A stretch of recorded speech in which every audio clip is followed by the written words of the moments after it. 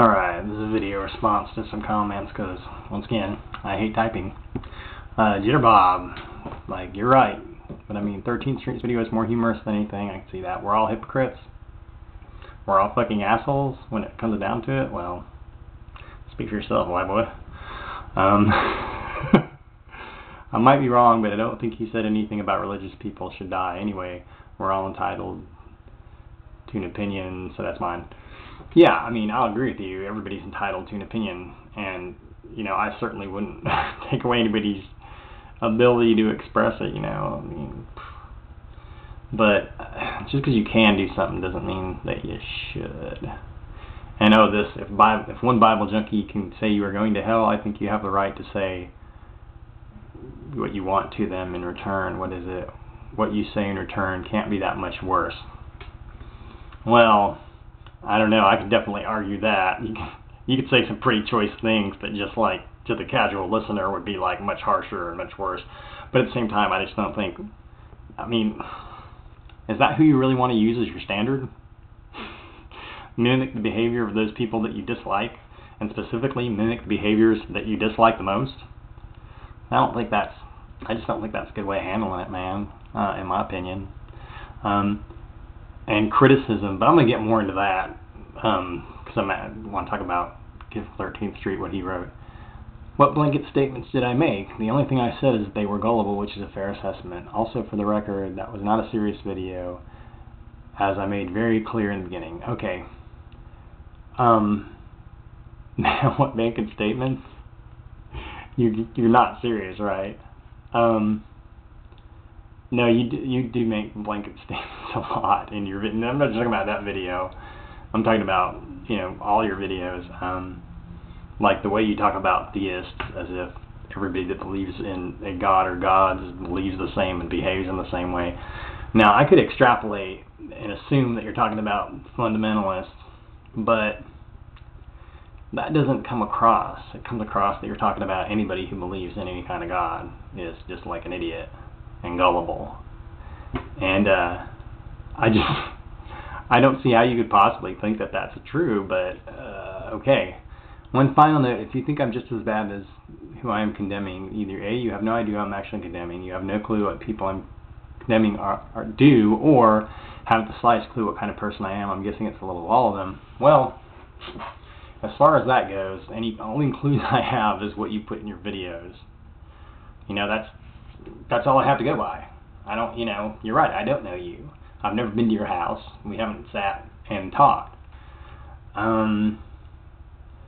But, I mean, and here we get down to who is it that you're condemning. Like, I remember one of your Muslim videos where you were like, well, you don't want to be called terrorist and stop blowing stuff up. And I gotta wonder, who is it that you think that you're talking to? I mean, you really think your average suicide bomber is like perusing YouTube and looking at your videos before he goes and blows himself up? I mean, it's possible, obviously, but how likely is it? I mean, the only Muslims that are going to see that video are just regular working class schmoes like you and me, you know, and they're the only people that you're pissing off or offending. What are they going to do, man?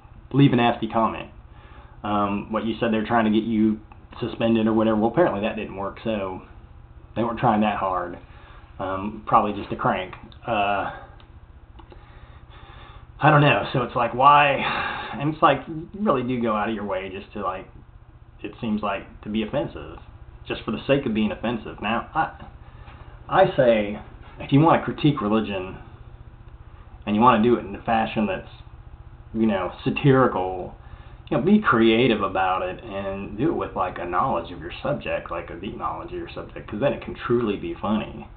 But I haven't seen any criticism of, like, that whole thing. It was like, it was just abuse, man. It was just name-calling. You weren't putting forth any legitimate criticism of the religion, you know? I mean, I have no problem with criticism of religion. I do it. I think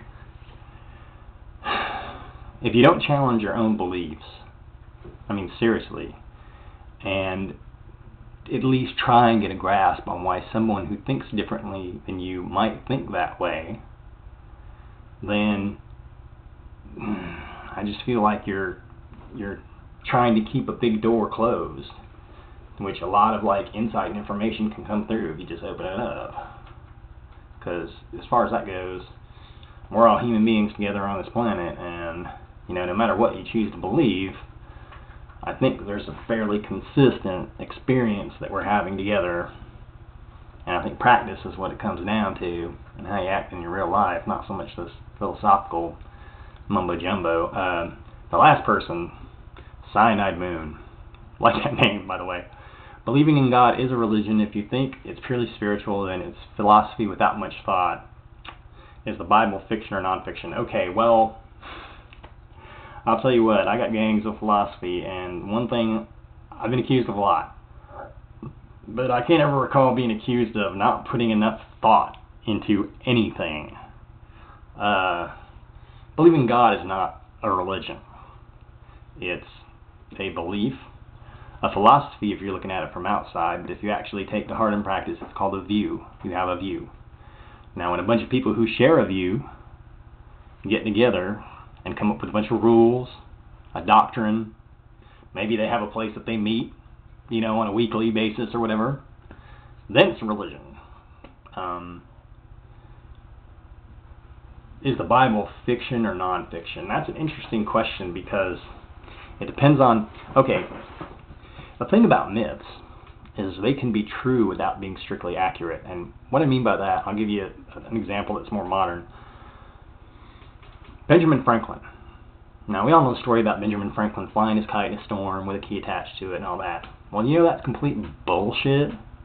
And the thing is, the person that made it up was Benjamin Franklin. Which now, why would he do that? He didn't need to pad his resume. I mean, he's a Benjamin Franklin. He was rich and famous before the revolution even ever came along. That just sort of cemented his place as a person of note. I mean, he's on the $100 bill, Ben Franklin. And he came up with the idea that lightning is electricity and that you could somehow capture it and show the electricity could be captured and manipulated, if the technology developed or whatever. But he didn't actually prove his hypothesis. It was some other guy a little later with some poles in the ground, and realizing that a guy standing next to some poles in the ground was a very romantic image, he cooked the whole kite story because he felt like that was his one real contribution to science, and he wanted to be remembered for it.